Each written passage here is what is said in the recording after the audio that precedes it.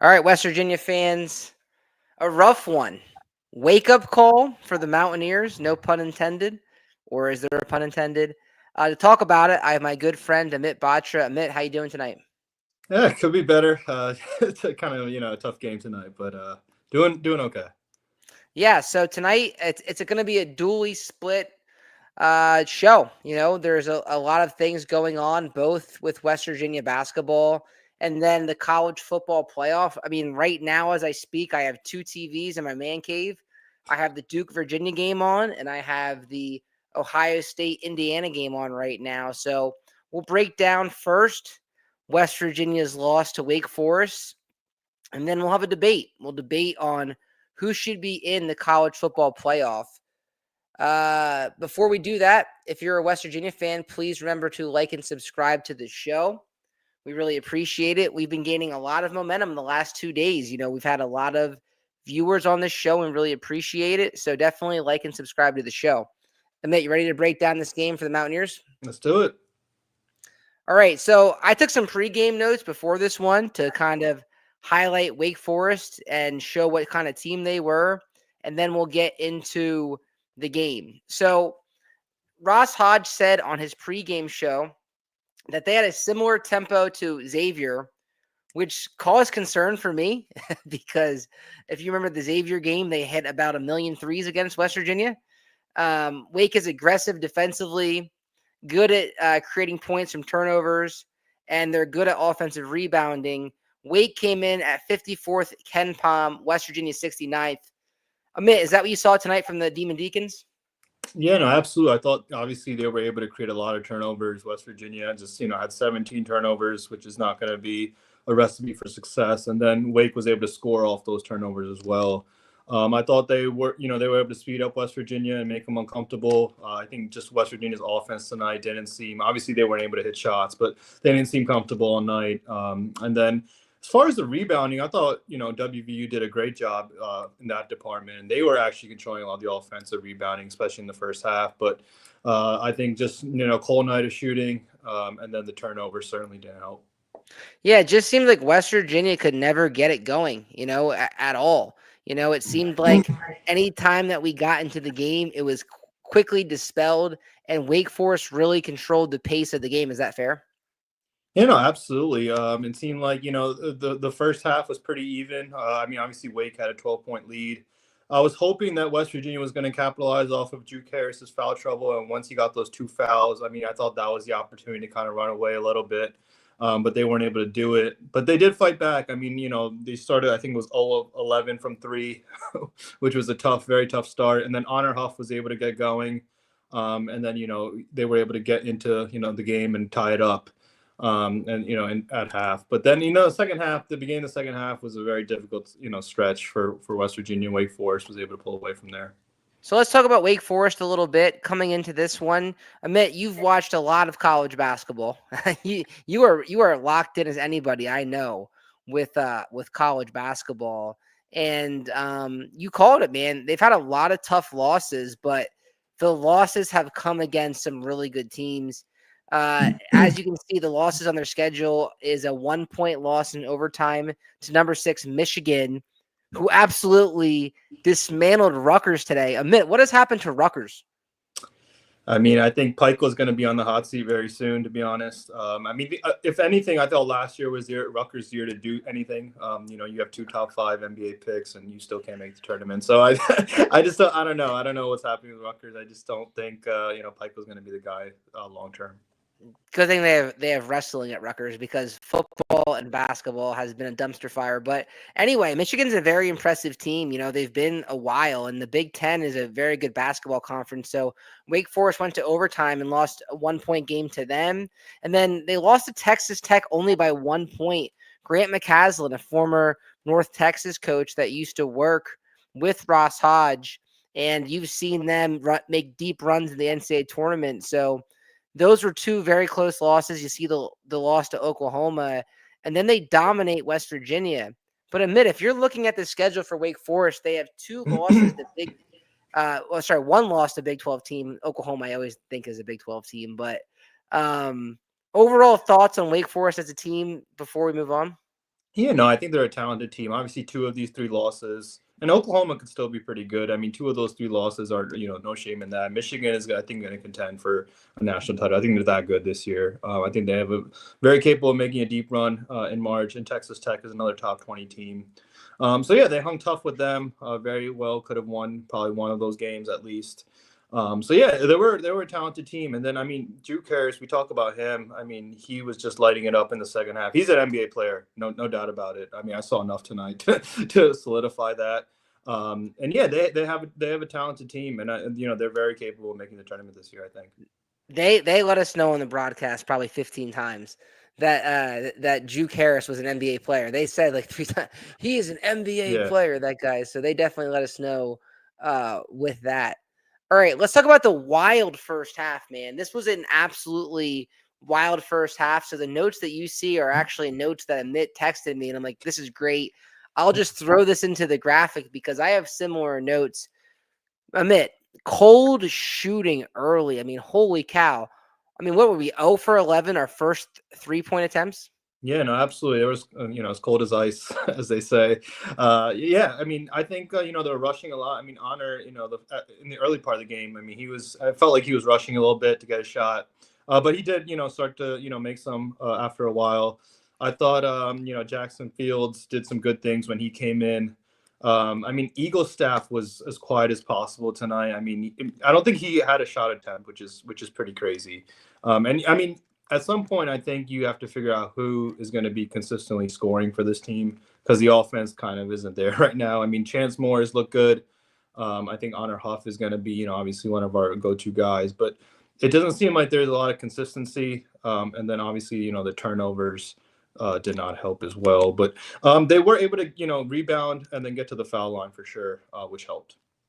Is it officially time to start worrying about Trace and Eagle staff? I think so. I mean, these are big time games that are going to dictate whether you're going to play in March. To be honest, I mean, you need a signature non-conference win because I mean, looking at the schedule now, you really just have Ohio State before Big 12 play, and the Big 12 is going to be extremely loaded this year. I mean, I don't know if you watched Iowa State and what they did to Purdue today, but they absolutely destroyed them on the road. So the Big 12 is stacked, and it's going to get very, very difficult very quickly. So.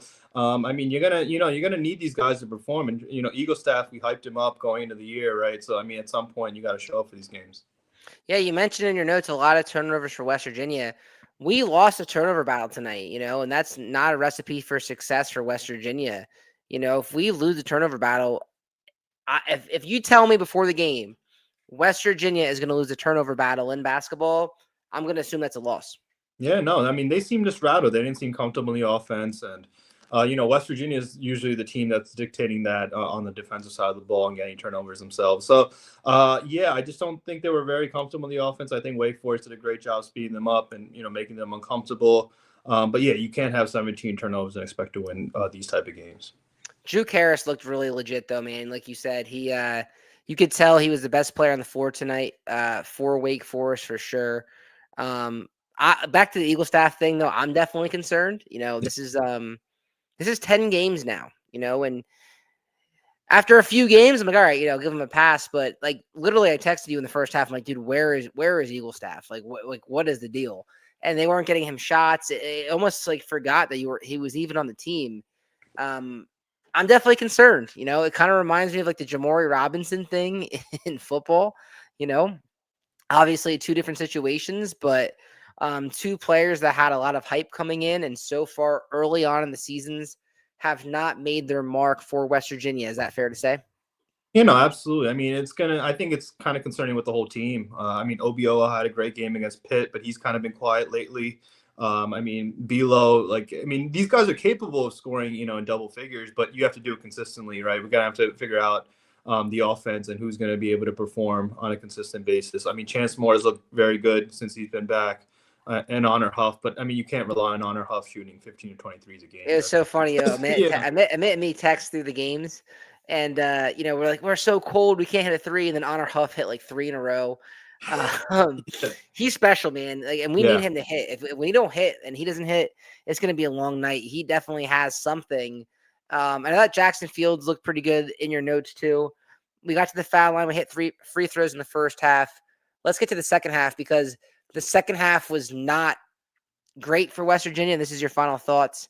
Like you said, man, we kind of stuff we talked about. West Virginia was cold from 3, 25%. That's not going to get it done. 17 turnovers. Like I said, if we're losing the turnover battle, it ain't going to look good. Need more consistent scorers moving forward. I think that's definitely a fair point. And I think that's the most surprising thing that I was thinking about watching this game tonight. I felt like going into the season, we had enough guys that if people went cold, there'd be dudes step up. But tonight it looked like a big struggle. Yeah, no, absolutely. And I mean, I think it's going to be, definitely a talking point moving forward because, I mean, Honor Huff, I think we figured out that he's going to be, that number one scoring option. But, I mean, you can't rely on him shooting 15 to 23s a game. That's not a recipe for success, right? And it just didn't seem like the offense was flowing. I think Chance is going to be probably maybe that second option moving forward. But, guys like Bilo, Obioa, some of the freshmen, right, they're going to have to contribute big time. As well. So yeah, I mean, I think we're gonna have to figure out things pretty quickly, especially on the offensive side of the ball, and who's gonna be able to get baskets when we need them. You could definitely tell that Chance Moore has a high ceiling. I mean, Yeah, you can tell totally. very, very quickly. I mean, he's pretty consistent so far, and when he's on, he's on. So I think he's going to be a player that needs to step up even more than he's doing, because he's already stepped up. But he's definitely a guy that we can rely on. We saw some good things with Jackson Fields. Wake Forest, man, they just like you said, they dominated the beginning of the second half. It was a tie game at halftime, and we felt good. But then early on, Wake Forest got an early lead in the second half, went on a run, and we just never got the momentum back. Yeah, no, I was very concerned because I mean, I think Juke Harris, once he came in, I think he was gonna, obviously make a statement. He wasn't gonna have 6 points all game, right? And I mean, a lot of that was due to foul trouble in the first half, and they weren't gonna play him much with 2 fouls, right? And then they did play him a little bit, but I think they were, very playing it safe, right? You don't want to pick up a third foul, but then when he came in, man, he was extremely efficient. And then they had other players as well contributing. That forward that they have was doing some good things as well. So yeah, it's it was tough, and then West Virginia just had these cold spells, and I mean, it felt like I felt bad for the crowd. They were doing their best to kind of they're just trying to get them to compete and stay in it, and just weren't Real able to do quick it. though, dude, Charleston, West Virginia looks like an awesome place to spend Christmas. Did you see like the Yeah, introductions? Like they had like the baseball park there, and they had all the Christmas decorations. It looked like a cool place. yeah, it's nice. I've been in that arena. It's pretty cool. So yeah, it's a nice place to watch a game for sure. Is that when you covered West Virginia Marshall back when you were a student reporter? Yeah, yep, you got Let's it. go. Yeah, All right, stats real quick. We can skip this because I want to get to some other topics tonight. But we kind of know that we know these stats, right? I mean, West Virginia turned the ball over more than they did. 3-point shots, 22% compared to 40%. They shot 51% from the field. We shot 40%. You're not going to win games like that. We had the lead for 3 minutes tonight, and anytime we had the lead, we couldn't even enjoy it. Anytime we had the lead, they just got it. Wake Forest got it right back. It was kind of just over from there. Upcoming schedule, and then we'll move on a bit to the college football debate. Does that sound good? yeah, perfect. All right. So, let's look at what we have so far. Mount St. Mary, Campbell, Lehigh, Pittsburgh, Lafayette, lost to Clemson, lost to Xavier, beat Mercyhurst, beat Coppin State, and lost to Wake Forest. Amit, is it time to be concerned for the Mountaineers? Yeah, I think so, big time. I mean, you assume that Little Rock, they should take care of Little Rock, but then Ohio State's, I think that's a must-win, to be honest. I really do. Has to be. Yeah, 100%. Because, I mean, you need one, kind of signature win. I don't know how good Pitt's going to be moving forward. And then, obviously, you'll take care of Mississippi Valley State. And then, I mean, look at that Big 12 slate to start the Big 12 play. Iowa State, Dude. Cincinnati, Kansas, Houston. I mean, that's Colorado, I believe, hasn't lost as well. So I mean, you have Arizona in there. I mean, like that's a beast of a schedule. Like you got to get better very quickly. If you want to know how legit the Big 12 is, look at our first 4 games in the Big 12. Yeah. Iowa State 10th, who just smoked Purdue today. Cincinnati, Kansas, at Houston. Yeah, dude. I think we might need to slow our roll as far as expectations go. Yeah. Last year, the team had a hot start and competed. I don't know. I mean, I don't want to overreact after a loss, but you've seen it, right? I mean, against Power 4 competition, we're 1-3, and we beat a bad Pittsburgh team. So, and we're about to head into one of the toughest conferences in the country. arguably the best, it could be tough sledding for West Virginia. All right. Anything else I have for basketball? No. All right. So with that being said, let's talk some college football. Admit, you want to talk some college football? Absolutely. All right. To do that, I'm adding another guest in, my buddy, Steve Holcren. Steve, how we doing tonight? Steve, what's up, boys? How we doing, guys? Listen, Amit. So this is my buddy, Steve. Steve used to actually work with the Penn State NIL collective, and he's a very connected guy with college football. This guy loves college football. And when I told him about the show premise tonight, he's like, I need to hop on. Yeah. I had to give my take, Amit. I mean, I know it's not Penn State or WVU Direct because neither one of them are. They're not in the dance. They're not even. They didn't even get asked to go to the dance. But yeah, I had to weigh in here. It's getting really dirty now as we're getting down to conference championships. So I love debating this stuff. I'm sure all of us right now, like for me, I have literally Duke on my right, and I have Indiana, Ohio State on my left. I'm sure all of us probably have both games right now, watching both. So yeah, let's debate the first topic. Me and Mitt touched on this last night. Steve, I'll give you this first topic since me and Mitt kind of talked about this last night. Are conference championship games pointless? It depends. No, they shouldn't be, because if you play in a conference, if you have a conference, you need to have a champion of it.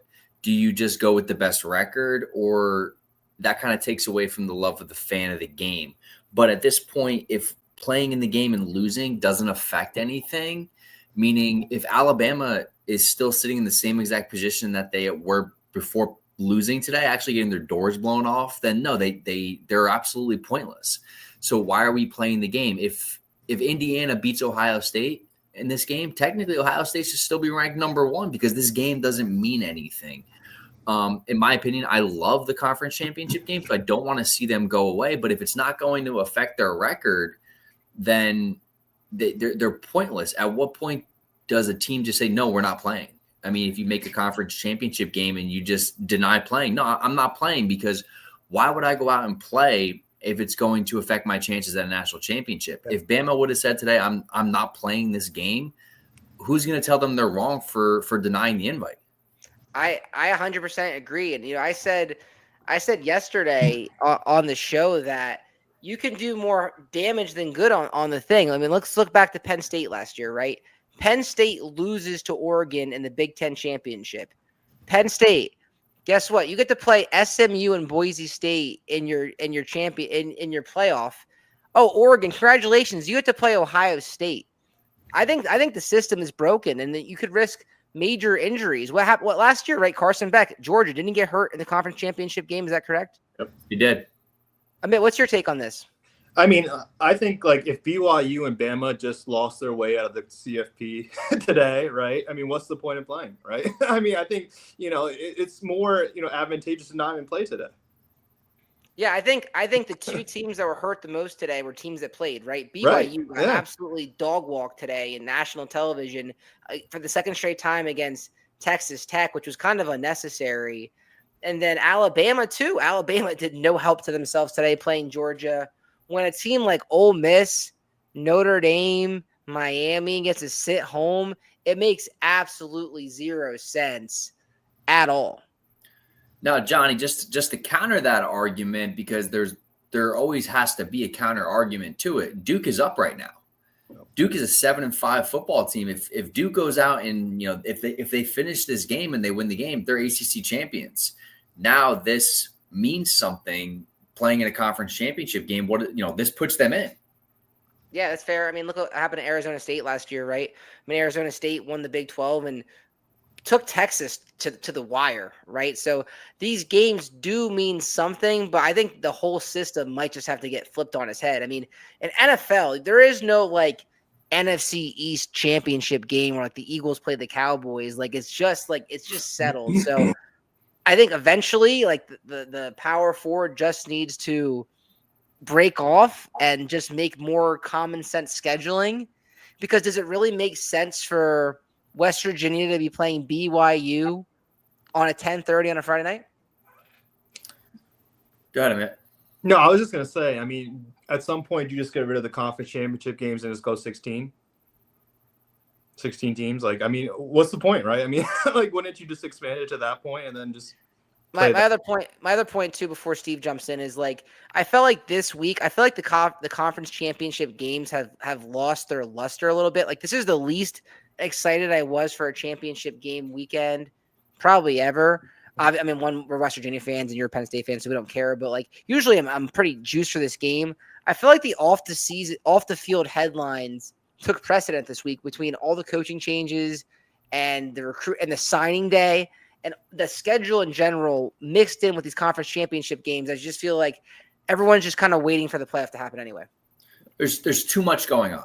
There needs to be, like, to what you're saying, like you're leading up to a big week of college football and you're more excited as to what happened on Wednesday, Thursday, and Friday, which probably a conversation for a whole other day, but there needs to be a non-tampering period that is put into this. Like you're looking at JMU playing in the Sun Belt Championship last night, and they didn't look like the JMU we saw all year because the kids are dealing with stuff the whole week outside noise. So their coach is leaving. There's a lot going on. Because they played North Texas yesterday, right? So both North Texas and JMU's coaches are both gone. So like it's like these games. You're right, man. The whole schedule's messed up. The tampering period. A lot of these kids have decisions to make. It'll be interesting one day, you know, and it's happened before if kids decide, you know what, I'm not playing in the CFP. I'm going to take my bag and hit the portal. Yeah, John, they played Troy yesterday, which they were 24.5-point favorites, but they came out and they were going back and forth. If you're 24.5-point favorites, knowing the situation you're in, you need to handle that game a lot better, in my opinion, if JMU's an outside shot of a college football playoff. But now those kids are hurt because their coach is leaving because there's not a non-tampering period. So a conference championship for the Sun Belt, yeah, that makes sense. But all of the outside noise needs to happen after the conference championship. I mean, why do we have signing day 3 days before the conference championship? Yeah. Look what happened to Penn State. Me and Amit were joking last night. You know, Penn State has signed usually their top 15 in recruiting. They've had 9 5-stars in the last 10 years, and they're usually top 15. They were behind Montana yesterday in signing day period because the schedule is so messed up, and they didn't have time to let Matt Rule get in there. You know, it makes zero sense. And we talked about coaches leaving. We haven't even mentioned Lane Kiffin, who left Ole Miss, who's going to be in the playoff. That's not even going to be there for his team. Just nuts. Absolutely nuts. All right, let's get into the debate. So who's in? So I'm going to list these teams. You guys tell me if these teams are safe, and then we'll talk about the teams that are left before we kind of wrap up tonight. ACC champ is definitely going to be in. So Virginia or Duke, whoever's winning. Steve, you said Duke's winning right now by a touchdown? Last time I looked over my shoulder, as you said before, I got 2 games going right here. I got the Indiana and Ohio State game in front of me, and over my shoulder is Duke, Virginia. So last time I checked, Duke was up. Whether that's still the case now, I'm not sure. But regardless, ACC champ is in. Okay, so hold on real quick. I have the biggest pit troll of all time in here, John Waffle. He laughed and said ACC dominance. Listen, the ACC, I'm not even sure if they even deserve a bid with how bad they've been this year. And we'll enjoy the West Virginia wins over the Pitt, over Pitt this year, but that's hilarious. All right, so let's get back into the debate here. Well, hold on, I messed up this slide. All right, so ACC champion in. Ole Miss in, yes or no? Both of you guys. Yes. Yes. Ohio State, obviously, no matter what. Yep. Georgia, yes, obviously. Indiana, no matter what. Yep. In Texas Tech. Yep. In Oregon, yes. Yep. In A&M, in Tulane, in. Yeah. Yep. Okay. Steve, I want to get your thoughts real quick. Me and Amit are Big 12 fans. What is your thoughts on the Texas Tech Red Raiders? I think there's arguably 3, maybe 4 teams that are the best in college football. 2 of them are playing right now, Indiana, Ohio State. Indiana, whether they win or lose this game, they're proving they're a top 2 team. I think Georgia proved they're a top 3 team. And I think Texas Tech falls right in that category. I mean, they have handled business every single week this season. I mean, they're the dominant team in the Big 12. It's Texas Tech and everybody else. How are they going to do against the Big 10 and the SEC? I think they're going to stack up really nicely. I think their defense is fantastic. But That's what $40 million roster will get you. Yeah. When you have the money to put into it, and when guys go on visits, they walk in the door and there's not a, hey, we think we can get you, or hey, we're going to get you. When there's a contract on the table that says the kid here's, X amount of dollars, and they sign right there on the dotted line, it's very, very easy to recruit when money's exchanged directly at the door. That oil money is real. That was one of the biggest topics I've covered all offseason coming into the Big 12 is Texas Tech's money. That has paid off. Amit, what are your thoughts on Texas Tech? I mean, I think their D-line is going to keep them in a lot of games. That D-line is ridiculous. And I mean, I think they had 4 turnovers today, if I'm not mistaken. I mean, they're legit. And I think the rest of the country is going to learn a little bit more about Texas Tech pretty soon. I can't find a single weakness in Texas Tech's game. I mean, truthfully, they have a great quarterback. Baron Morton today made that one throw in the end zone. It's like a dime. They have a good running back with Cameron Dickey. They have nice receivers. They have an offensive line. The offensive line is probably the biggest question, but David Bailey and the Rodriguez kid at linebacker and Romello Height. I mean, I legitimately think this team could be a national finalist team. I think they're the best Big 12 team we've seen in a long time. That includes Texas and Oklahoma. I think they're that legit. They're that dominant. All right, guys. I would agree. Let's get into the big debate now, because this is what's going to happen tomorrow. This is what is going on in every group chat across the country. This is what prompted Steve to want to come on the show tonight, is this. And this is what the committee is going to have to rely on, because if you go back to our previous slide, there's 1, 2, 3, 4, 5, 6, 7, 8, 9 spots. There's 12 teams that make the playoffs. 9 plus 4 equals 13. You have to debate on who's in, who's out. Let's start with Notre Dame. Okay, so Notre Dame, we all know they have the loss to Miami. They lost to Texas A&M, but then they ran the table. Granted, against some not great competition, right? They beat Purdue, beat Arkansas, Boise State, North Carolina State, USC, Boston College, Navy, Pittsburgh, Syracuse, Stanford. What are your thoughts on Notre Dame, you guys? Go ahead, Steve. I think they're out. I mean, I don't want to hear what everybody says about how they got so much better since they played Miami and since they played Texas A&M. No, it doesn't matter. You played those games. If scheduling week 1 and week 2 doesn't matter in the college football playoff, why do we even play them? No, you lost to the 2 best teams that were on your roster. Then you played a bootleg ACC schedule. Your toughest game throughout the season was USC that you won by 10 points. I'm sorry. I don't think Pitt is that good. I think they were unbelievably exposed. I think Pitt gets dog walked by every team in the Big Ten this season and every team in the SEC. So you look at their schedule, they have not played any true competition throughout the whole entire season. And just because you're not in a conference that's going to put you in the college football playoff, you lost the head-to-head to Miami. The head-to-head has to matter. You play the game. I don't care if it's week 1, week 5, week 10, or at the end of the season. If you play the game and you lose, you're out. You lose the head-to-head, and that doesn't even include the fact that they lost to Texas A&M.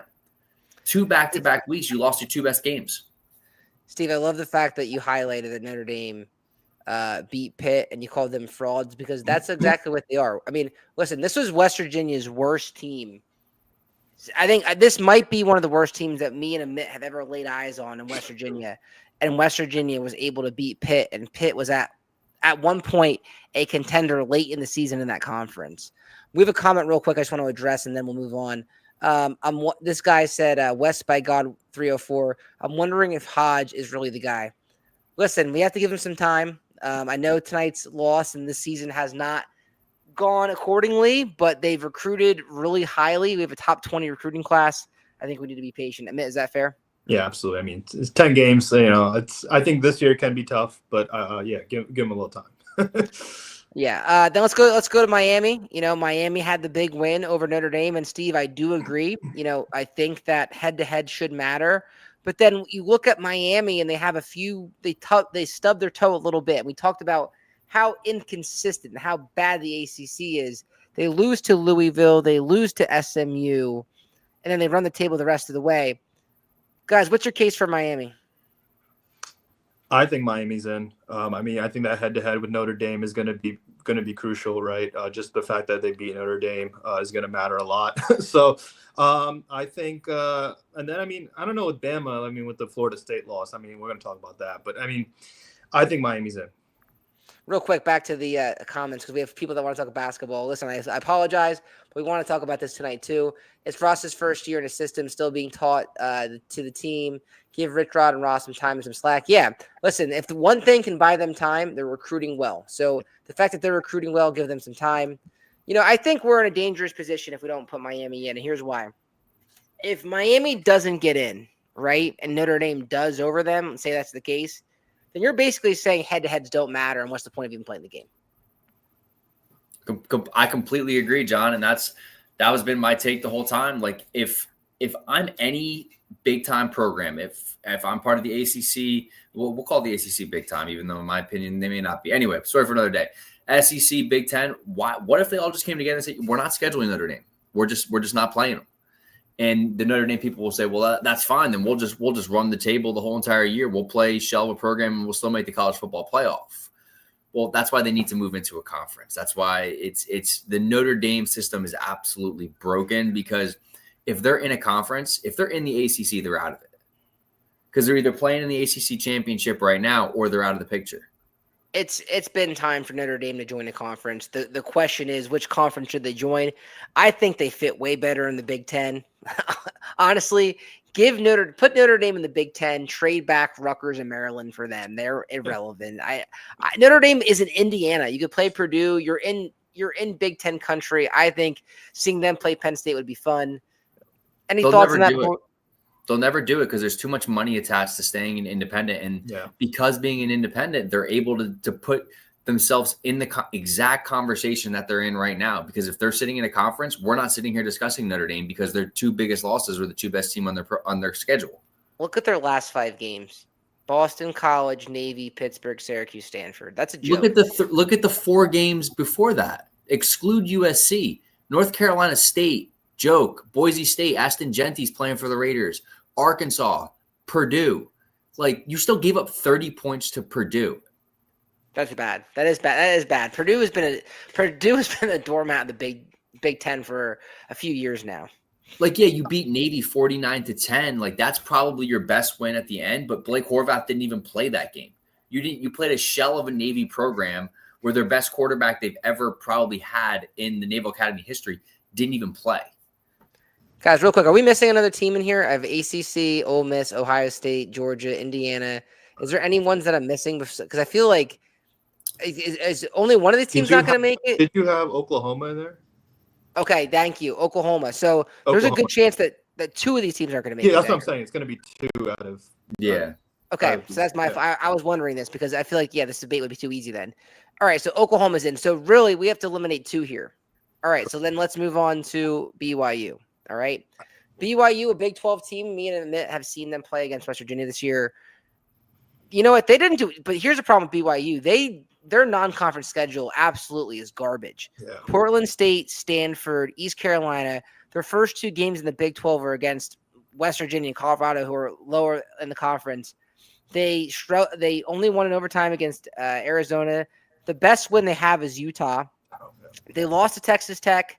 They beat TCU. They beat Cincinnati. They beat UCF, but they were trailing in that game. They didn't look great in that game early, and they got dog walked today. What are your thoughts on BYU? I think this is the most interesting one of the night. To be honest, I would be shocked if BYU gets in. Like out of these schedules, I mean, yeah, Utah is your best win. I mean, and then the 2 times you did play Texas Tech, it wasn't close. I mean, you scored 14 points combined, right? So, I mean, Texas Tech, very good team, but I mean, out of this. Just looking at the schedule, I mean, I don't think you can justify BYU getting in based on the schedule. Steve, what are your thoughts on BYU?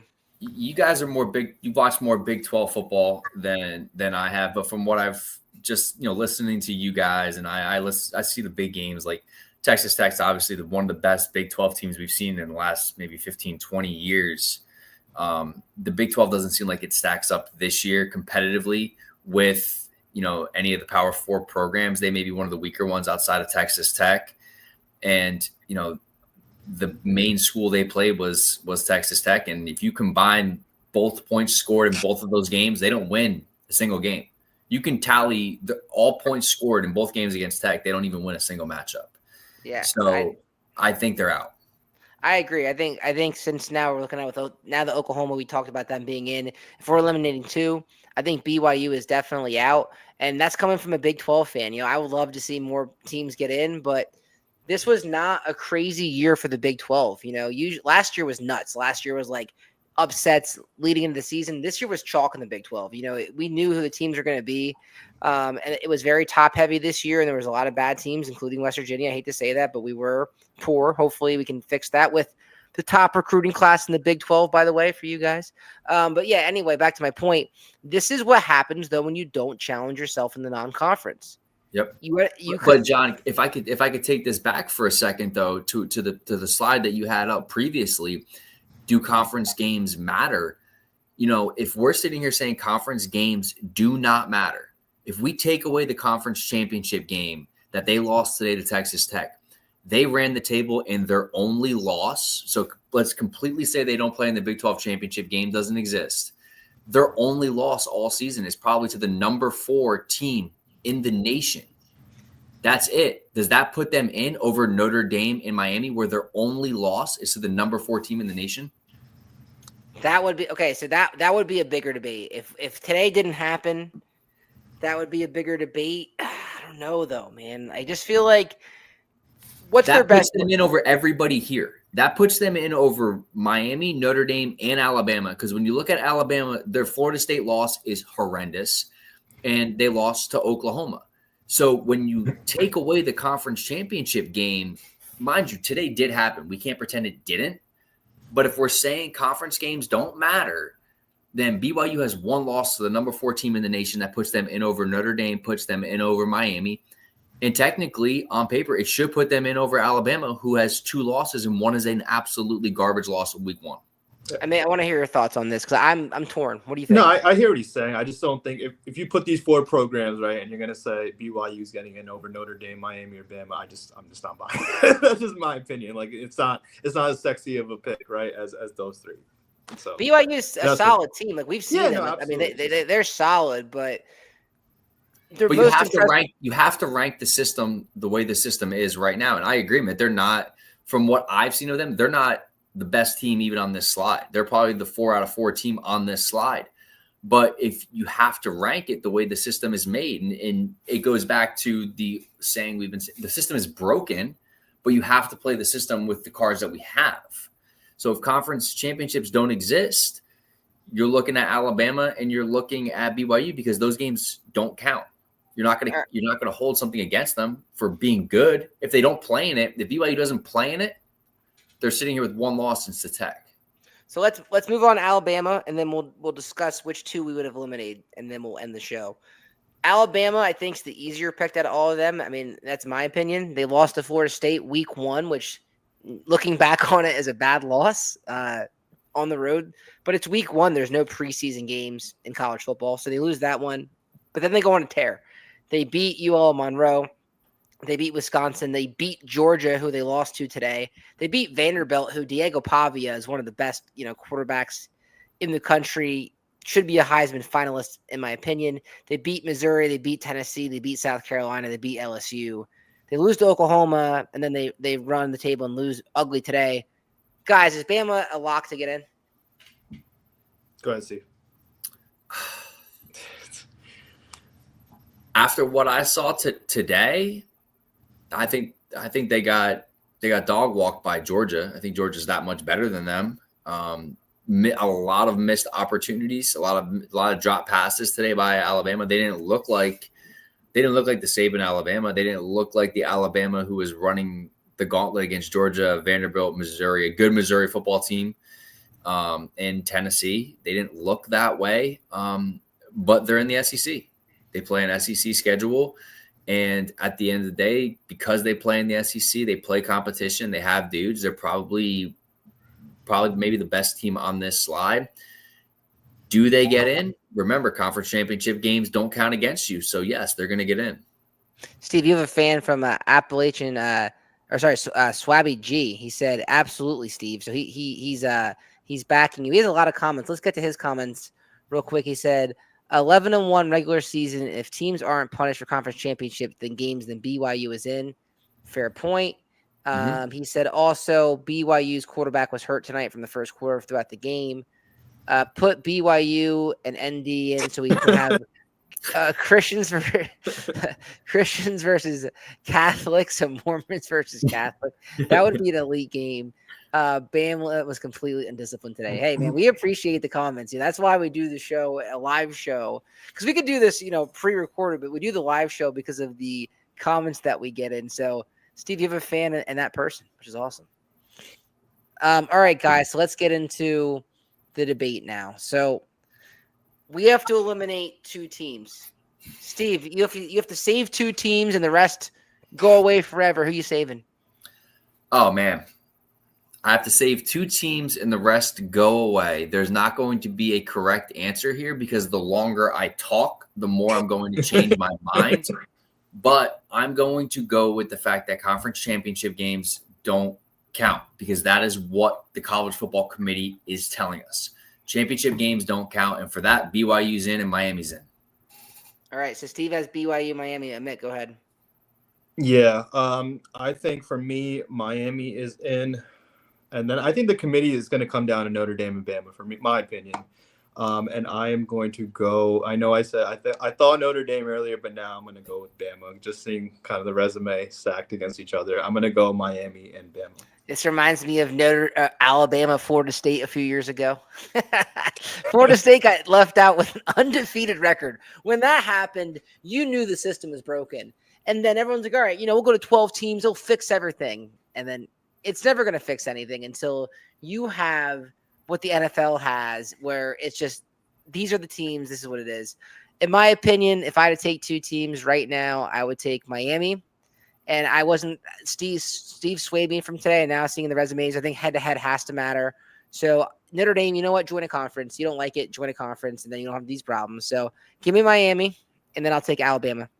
And again, that's coming from a Big 12 fan. I would love to see more than one team get in. But if I'm being honest with myself, do I think that BYU would beat a lot of the teams in the playoff?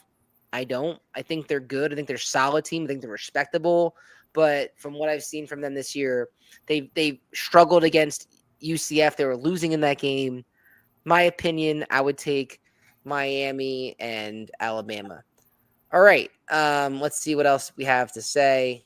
He says, if you take the 2 best teams, period, it's BYU and Bama. However, the committee will go with Bama and Miami. So he kind of agrees with us. Yeah. Listen, the committee, we talked about this too. The committee, they know that it's also about ratings. I hate to say that. Is that a fair assessment, guys, before we get off here? Bama makes a lot more money for people than BYU. Yeah, totally. Yeah, that's for Steve sure. Young ain't playing for BYU anymore, man. He ain't bringing in money. Yeah. All right. Please like and subscribe to the show. We really appreciate you. Drumwolf says Notre Dame will buy their way in like always. Drumwolf is one of my most consistent commenters. He loves West Virginia Mountaineers. He loves commenting on the shows. He's on my show, Mountaineer Paul show, Who's Corner. This guy comments everywhere. Drumwolf, I really appreciate you, man. First time I've seen you on a live show, so I really appreciate you. Guys, anything before we head out of here tonight? For me, I mean, I think it's going to be fascinating what the committee decides, to be honest. I think they have some tough decisions to make.